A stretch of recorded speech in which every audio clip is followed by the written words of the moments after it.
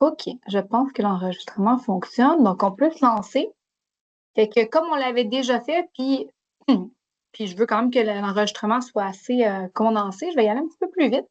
De toute façon, on l'avait déjà vu. Donc, c'est l'exercice. Donc, je demande même chose, de déterminer l'humidité relative finale. Et cette fois-ci, je demande aussi la teneur en eau. On débute avec de l'air à 25,5 Celsius et 60 d'humidité relative et qu'on chauffe jusqu'à 46,5. Chris, je n'ai pas que tu as une question, mais laisse-moi juste finir l'exercice, puis après ça, je te réponds. Je vais ouvrir le logiciel. Première des choses, en fait, même avant d'ouvrir le logiciel, on constate qu'ici, on est en Celsius. Donc, on va prendre le bon abac en conséquence. Donc, ici, on s'assure que dans le haut, je suis bien sur système international. Et après ça, on va aller commencer par placer nos points. Donc, je vais ouvrir le menu ici pour aller mettre des points sur mon abac. Donc, celui avec les 3 petits points, dont 2 sont reliés. Juste là, je vais enlever les points qui étaient sur l'exercice antérieur pour me retrouver un petit peu avec un canevas qui va être vide. Et je vais rajouter un premier point qui va représenter le début du processus, que j'en profite pour renommer avant SC pour avant serpentin de chauffage. Ici, je connais les propriétés, fait que je vais pouvoir les rentrer. On va les double check pour être sûr. 26,5 Celsius, 60 d'humidité relative. 26,5, juste là. Et 60 ici. On fait Apply pour positionner le point. En passant, il reste des lignes sur la bac. On pourrait les éteindre. Je vais vous montrer comment, mais ce n'est pas un gros problème. Et là, après ça, on va aller se mettre un second point qui va représenter la fin du processus. Je vais encore une fois renommer. Je vais appeler ça après SC pour après le serpentin de chauffage. Et là, cette fois-ci, c'est là que la bac électronique devient intéressante puisqu'on peut utiliser un processus ou un procédé à même, en fait, le logiciel. Pour ce faire, ce qu'on s'en va, c'est qu'on se crée ce second point-là. Et au niveau de ce second point, je vais cliquer dans la colonne Process sur le texte Add State Point. Vous allez voir par le fameux, il y a un menu qui va s'ouvrir. Et dans le menu, on va aller choisir Sensible Heating pour chauffage. Après ça, dans le bas, on va aller paramétrer le tout. Donc, Start Point, ça représente le point de départ du processus qui est bien évidemment l'entrée du serpentin. Et Current Point, ce que ça veut dire, c'est simplement la sortie. Donc, on va aller mettre la température finale de 46,5.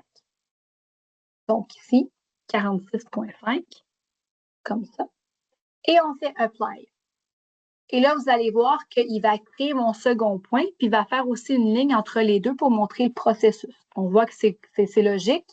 Un chauffage, on se rappelle que c'est un déplacement qui va se faire uniquement à l'horizontale. C'est le cas de figure ici.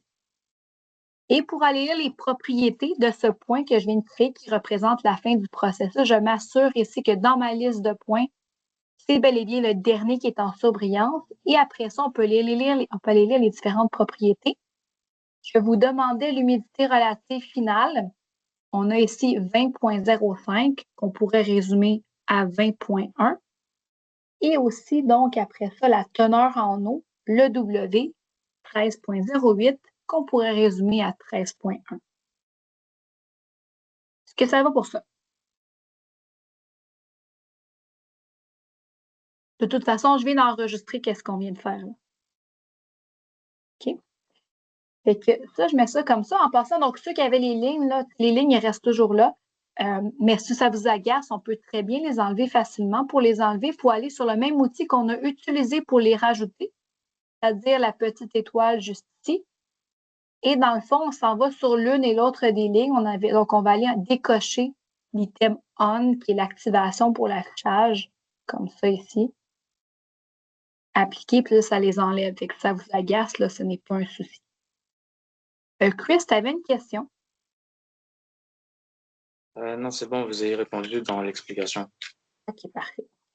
Donc là, ce qu'on va aller faire, c'est le deuxième exemple. Puis je vais le faire aussi, donc je continue l'enregistrement. Donc, vous allez pouvoir le revoir au besoin. Donc, je retourne dans la section humidification. L'exercice que je vous demande de faire, c'est encore une fois avec un humidificateur à eau tiède. Donc, un processus qui va se décliner comme suit. Une ligne qui va être vers un petit peu la gauche. Il va y avoir une augmentation notable de la teneur en eau et un léger abaissement du bulbe sec. Et tout ça se fait avec un bulbe humide constant. Donc, on va procéder vraiment de la même façon que j'ai fait pour l'exemple. Je réaffiche l'exercice. On va lire ensemble dans un premier temps. Donc, si on veut connaître les conditions finales, si on sait qu'on a, donc au début du processus, 108 Fahrenheit et 30 d'humidité relative, et qu'on monte jusqu'à 90. Donc, on voit tout de suite qu'on est en Fahrenheit. Il faudra donc utiliser la BAC qui va être en système impérial. Ça va? Je vais réafficher ici mon ABAC. Juste ici, ce que je vais faire dans un premier temps, c'est aller choisir la BAC impériale, juste là. Il garde toujours en mémoire qu'est-ce qu'on avait fait donc juste avant. Fait que là, ce que je peux juste aller faire, c'est aller retirer ces points qui sont superflus. Je m'en vais sur le même outil que j'utilise pour les rajouter. Donc, les 3 points ici, donc 2 qui sont reliés. Je m'en vais respectivement sur chacune des lignes et je supprime comme ça et on peut donc entamer le processus. On commence d'abord par ajouter un point qui va représenter le début du procédé, donc avant une, comme ça ici. Et on va rentrer les caractéristiques. Donc, ici, on a 108 Fahrenheit, 30 d'humidité relative. Donc, j'écris ça ici.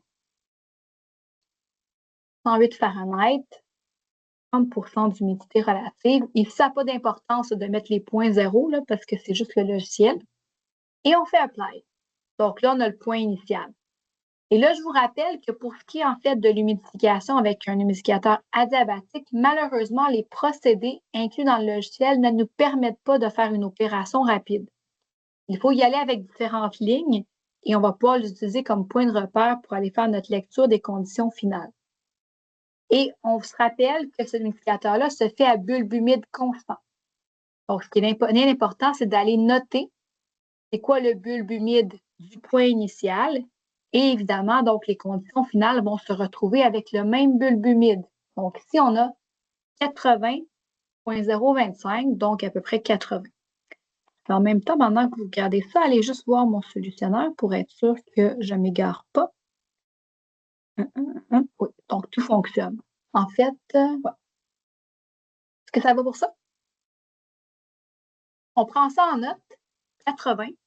On garde ça en tête. Et je vais fermer cette fenêtre-ci et je vais aller sur ma fenêtre, ou du moins, je vais aller sur la fonction avec une étoile ici qui me permet de pouvoir mettre des lignes à condition constante. J'appuie là-dessus. Je choisis dans le menu Wet Bulb. Je vais activer, puis je vais juste changer la valeur. Donc, nous, c'était plus 73, c'était l'exemple précédent. On a 80, comme ça ici. Et je vais garder là, les mêmes couleurs, puis la même épaisseur. Donc, rose 25, Apply. Puis je pense que même si je ne fais pas le point de référence, il passe pareil, là, comme ça. Et vous voyez, là, ça passe bel et bien par avant une. Donc là, c'est bien. Et sinon, qu'est-ce qu'on sait? C'est qu'on sait que nos conditions finales vont être à quelque part comme ça ici, de façon plus précise. Nos conditions finales se produisent à 80 d'humidité relative. Donc, je vais faire la même chose. Je vais venir me mettre une ligne à valeur constante pour l'humidité relative. Regardez, Relative Humidity. J'active, j'ajuste la valeur antérieure, je le remets à 90 et je fais Apply. Et là, bien évidemment, l'intersection va correspondre aux conditions finales. Pour faire une lecture, ce qu'on fait, c'est qu'on zoome vers l'intersection.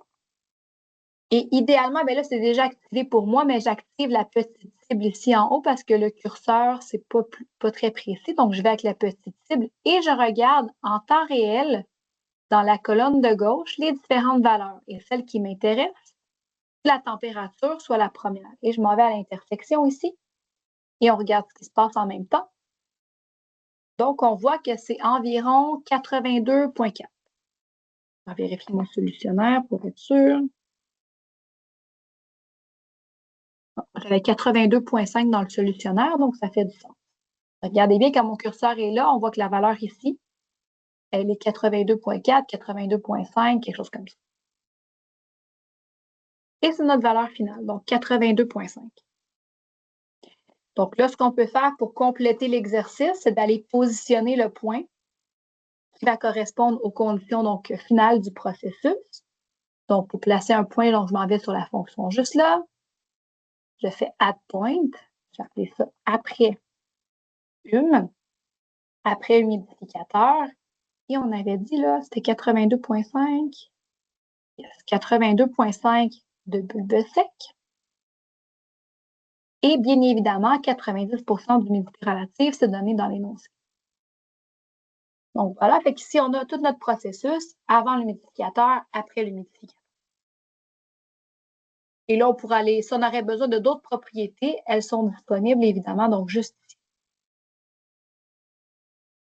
Comment ça va pour ça? Fait que j'enregistre ce petit bout d'enregistrement-là. Je vais juste éviter d'avoir trop de choses dans l'enregistrement qui serait inutile.